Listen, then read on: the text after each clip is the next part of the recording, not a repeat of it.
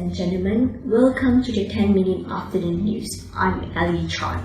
Today's highlight will be on the Japanese semiconductor manufacturer Toshiba.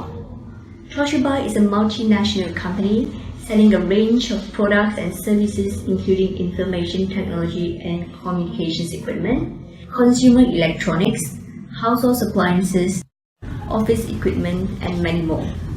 It is claimed that this company, with its headquarters in Tokyo, Japan, had encountered a major corporate failure since the year 2015. It has come to a concern that Toshiba's stock price had crashed from $4.03 to $2.04 throughout the year, which was nearly half. It was reported that that was the lowest share price since March 2009. And today, we are fortunate to have Perry, who is currently working in Toshiba, here with us today. So Perry, what actually happened to the company Toshiba?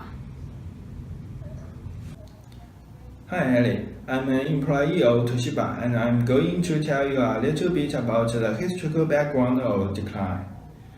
Toshiba's decline was first caused by the huge competition of Chinese appliance companies. Toshiba's main product is home appliance.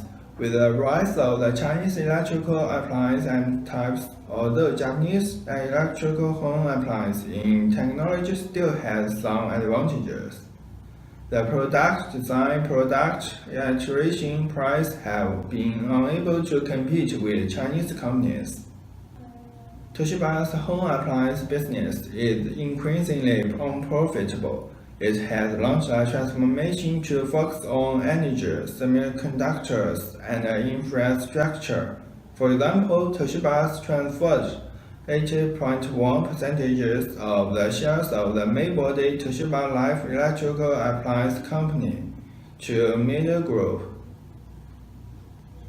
Toshiba reduced its joint venture with the Chinese electrical appliance giant TCL Group of LCD TV sales company. Its stake decreased from 51% to 30%. That's a direct result of the change. In the transformation business, one of the Toshiba's three wagons has hit the rocks. Toshiba bought the Webster, who's engaged in nuclear power plant construction by American nuclear subsidiary Westinghouse. As a result, the company's reputation for incompetence, inefficiency, and high costs lead to a significant loss of value from Toshiba. Finally, that's not all. After exposure, Toshiba has falsified profits over the past dozen years. That was an unthinkable thing happened to Japanese companies. Thank you for your time, Perry. Now we have Lee from Japanese Securities and Surveillance Commission to explain what are the other factors contributing to the major corporate failure faced by Toshiba throughout the years. Lee, could you briefly talk about the Toshiba's accounting scandal? Well, the Japan SCSC received an anonymous tip from someone within the Toshiba and secretly investigated its financial irregularities.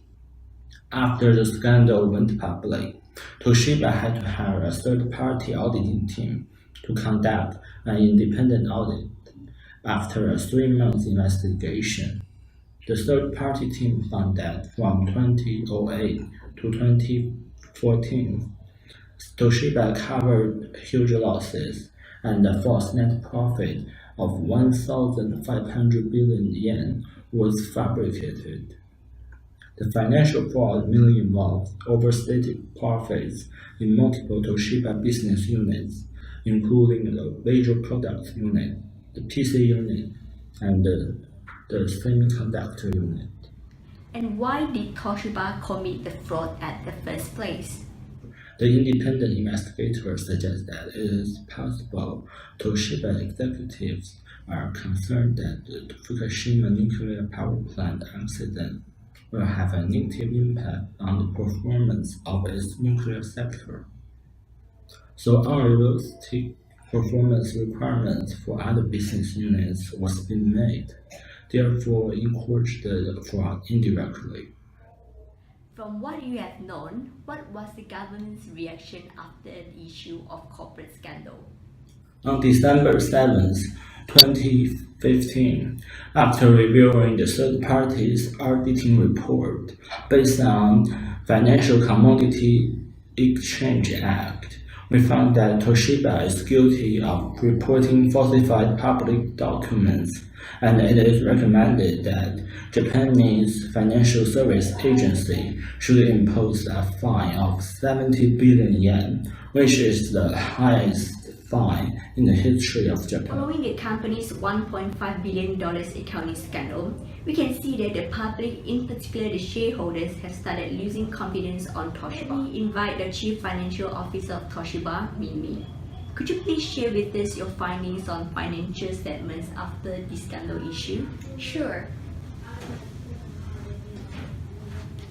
The scandal issues influenced our financials report adversely. Let me show you by comparing the 4 profitability ratios in the financial statements, particularly in the 2015 and 2016 financial year. Through the analysis, we could tell our company's overall efficiency and performance. Now, let's turn to the first margin ratio on the chart, net profit margin. While the number in 2015 was still negative 0.6%, it decreased dramatically to negative 8.1% in the next year. The decrease in the ratio could tell us our company was less profitable than 2015 because of the scandal's negative effect. Secondly, let me move on to the gross profit margin. The ratio number in 2016 was only 2/3 of that in 2015. Actually, it was a 1,000 billion drop in the net revenue that leads to the result.